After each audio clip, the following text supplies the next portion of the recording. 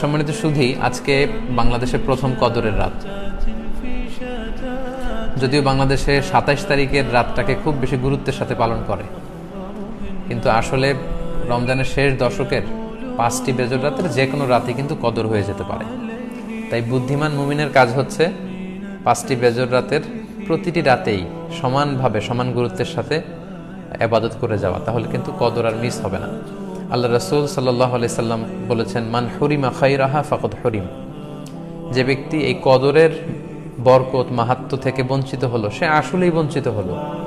কারণ পুরো রমাদানের মূল আকর্ষণ হচ্ছে এই কদরকে ঘিরেই সবকিছু। সো এই কদরের বরকত থেকে যারা বঞ্চিত হলো ফাকাদ হুরিম, তারা আসলেই বঞ্চিত। He is the loser,